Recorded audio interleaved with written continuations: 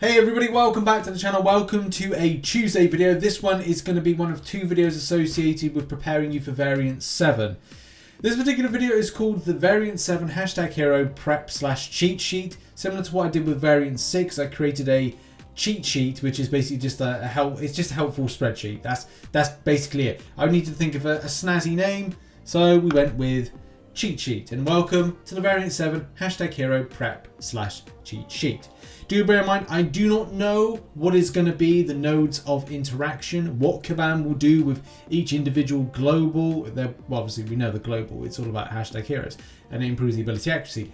But what will be the types of interaction is going to be something very important, which is why I've created this sheet to kind of put in perspective champions that either have immunities to them, then do certain things like evade counters, debuff shruggers, bleeds, incinerates, poisons, does shock damage, does armor break, power control, heal block, all those various things that are going to be helpful to you, and a little bit of notes. It's not in-depth notes, but it just has something of like a quick note. And you can take this spreadsheet, you can adapt it any way you see fit.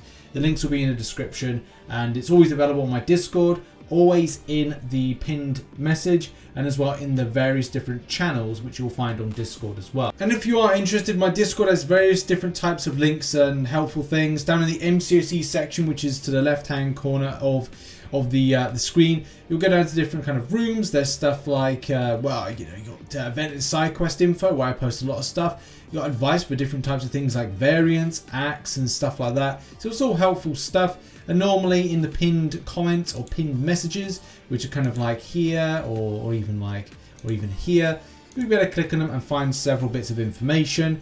This particular bit of variant piece information will be found in the pinned messages, where we've got the Variant 6 cheat sheet of before. The Variant 7 one will be in there as well. Now, something that's very different about the way that I've produced this against the one I produced last time was that we've got the bosses. We know who they're going to be.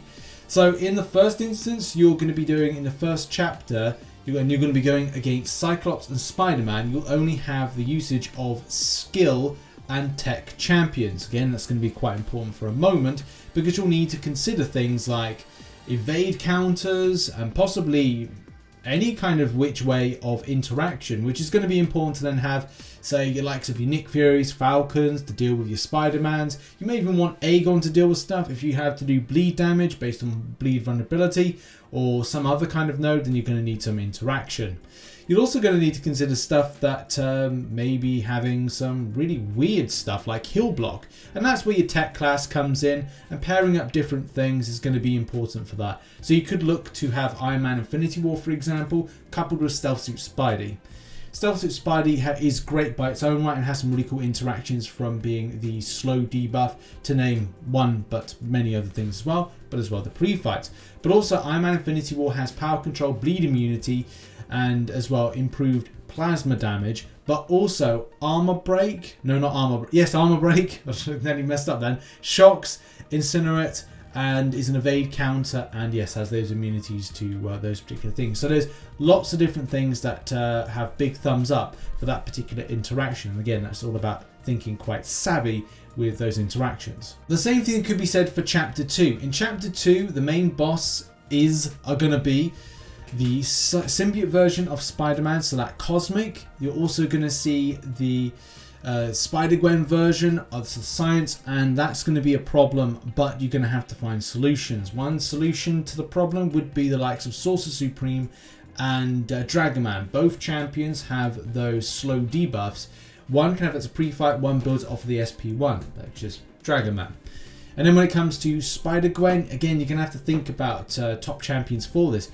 But there's the likes of the Archangel. Archangel is an amazing counter to Spider characters. Also, you've got Iceman, with part of his abilities is able to evade counter, which is great. Another fantastic interaction, to name again but a few. Now, even though you might be set up for #heroes, do bear in mind you can take in villains, especially if they're going to be helpful synergies.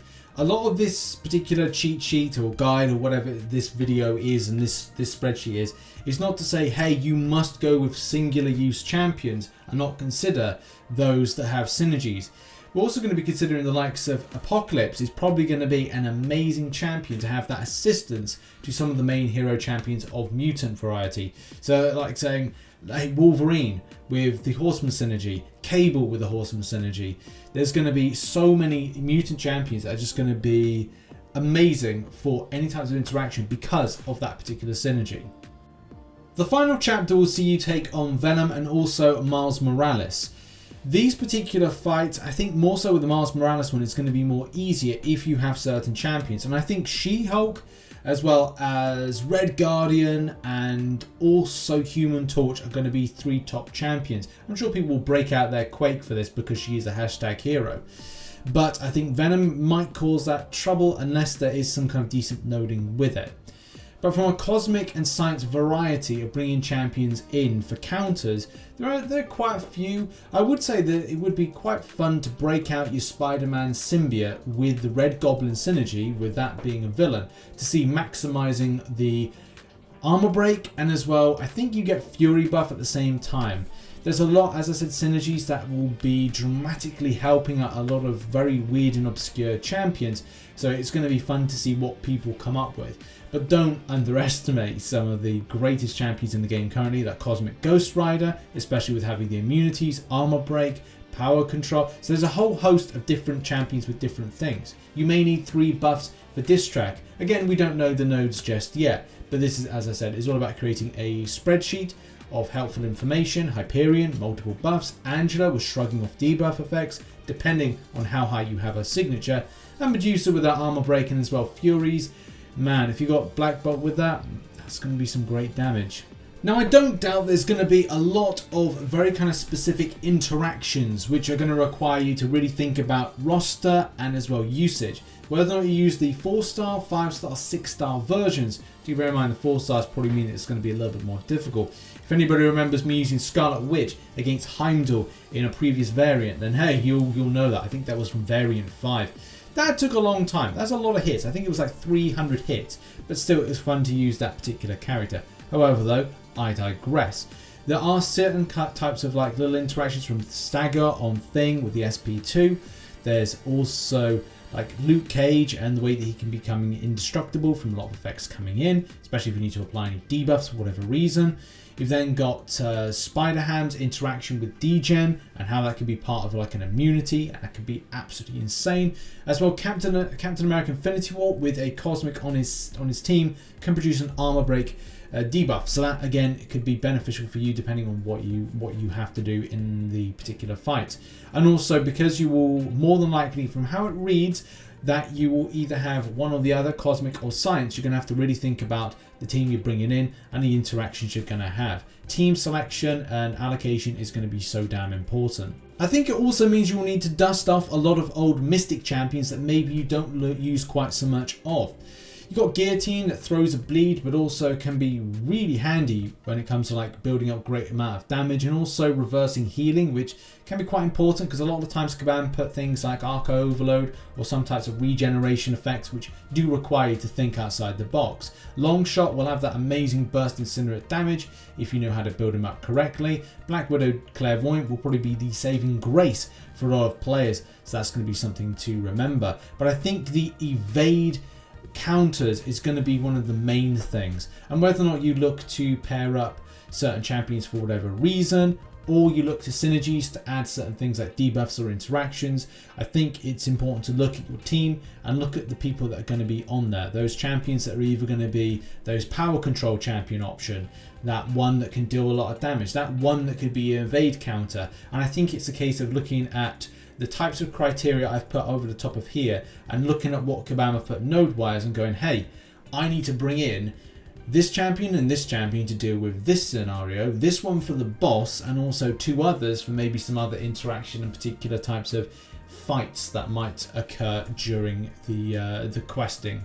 Also, for some of you that don't know, and something that I did miss off, I think it was on Friday's video, is you can go down to add tags on your champion selection. You can then go to hero, click it, click confirm, and what it will do is it will then give you the champions that are hero, and you can then go, right, well, I need to look at my skills today. Click skill, There's all your skill champions, and there are some really nice champions I would like to kind of like work into my grind in Variant 7.